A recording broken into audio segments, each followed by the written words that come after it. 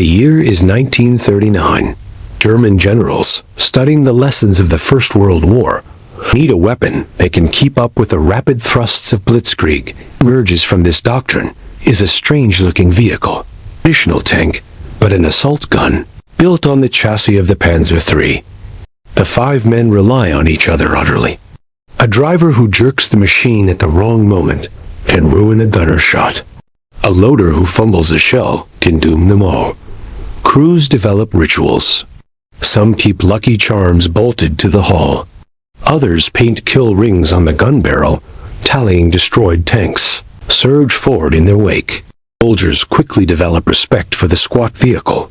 Built in a Panzer IV, yet the troops swear that wherever a StuG appears, men who crew it, it is home, coffin, and weapon all at once. Inside a StuG, 5 men are crammed together, barking orders and scanning the battlefield. Silhouette makes it harder to spot. Its 75mm gun gives it punch. To the German High Command, the StuG is a practical weapon. Many believe that no Allied tank can withstand their guns. They nickname their vehicle the Panzer's friend. Tank killers, ambush predators. In diaries, some commanders even dismiss the American Sherman. German war machine turns east, and the StuG III rolls into the vastness of Russia. Against poorly coordinated Soviet forces in the early months, learned to ambush Soviet armor, hiding behind ridgelines or just infantry support. It is now a tank destroyer. 42. The German army recognizes the StuG's potential. The gun is upgraded to the longer-barreled 75mm StuG 40, capable of destroying even the feared Soviet T-34s, faster than German industry can respond. Some StuG crews notice a new trend. For every Soviet tank they destroy, another 2 appear. German confidence remains, but unease grows. And then, in the West, word spreads of a new arrival on the battlefield. Reports from Rommel's Afrika Korps tell of strange, boxy American machines rolling into North Africa. When Soviet tanks lumber into view, the German crews strike first. Periscope, I saw them columns of T-26s and BT tanks. One kill, then another, then another. The StuG III earns a new role, which they have only heard rumors about from the Desert War in North Africa. Another clumsy Allied design. One lieutenant scoffs in 1942. It will burn like the rest. They have no idea how wrong they are. Life inside a StuG crew fosters deep bonds. For the crews, victory comes at a cost. Inside the metal hull until uniforms cling to skin with sweat. A bench of oil and cordite hangs heavy. Morale is high.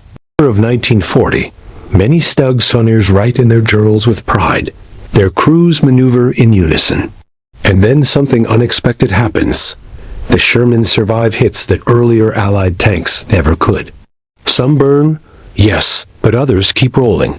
Tracks grinding, guns firing back. A StuG loader mutters under his breath. They do not die so easily. The Germans quickly realize the true danger of the Sherman is not in its individual strength, but in its sheer quantity. There is no turret. To aim the gun, the entire vehicle must turn. Armor is thin compared to later war monsters like Tigers or Panthers. Blitzkrieg crashes into France. StuGs rumble forward alongside Panzers, infantry, once pinned down by machine gun nests. The story of StuG III dominance is about to give way to something new, the grinding, endless duels against the Sherman. In the deserts of North Africa, 1942, the dust swirls as the Afrika Korps prepares for another battle. German StuG III crews, seasoned by months of fighting the British, first glimpse the new American arrival, the M4 Sherman tank. To the Germans, it looks odd. The Sherman tanks.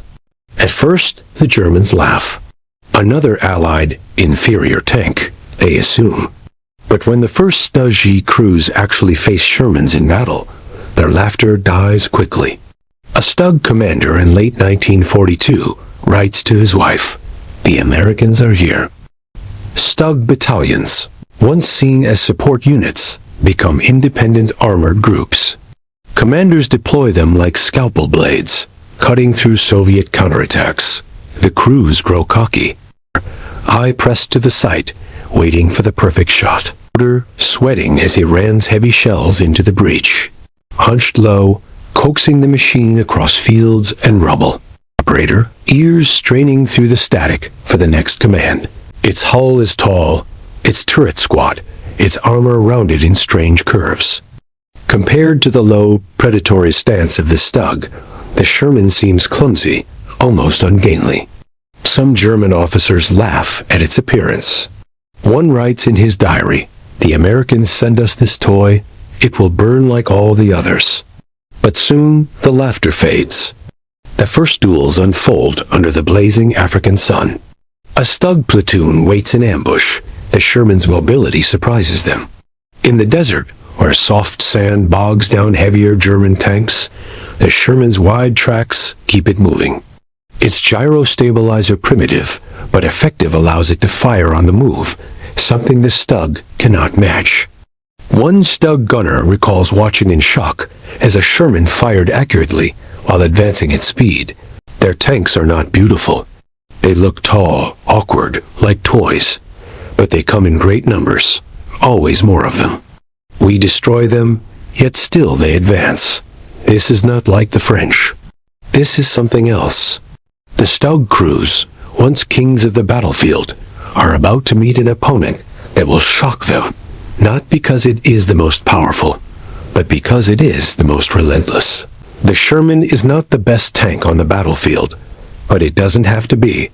It is good enough, and it comes in overwhelming numbers. The StuG III, though still deadly, is no longer the untouchable hunter. Its crews speak with newfound caution when riding home. One loader confesses in a letter, "This realization will only deepen as the war shifts to Italy and then Normandy, where the StuG will meet Shermans not by the dozen, but by the hundreds."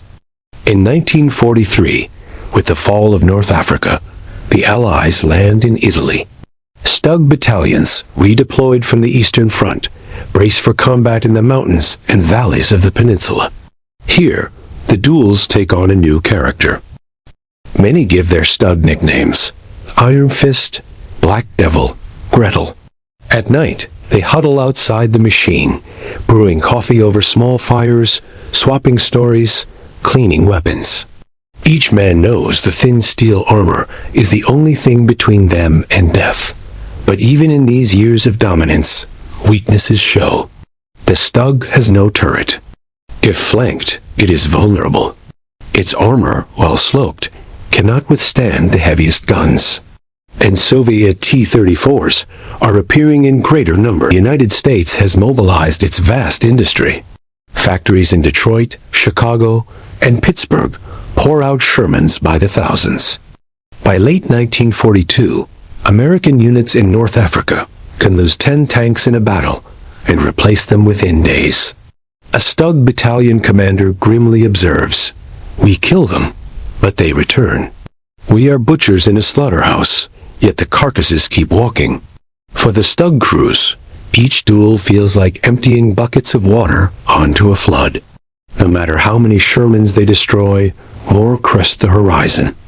Despite early arrogance, the German crews grow to respect their new adversary. It was like sorcery.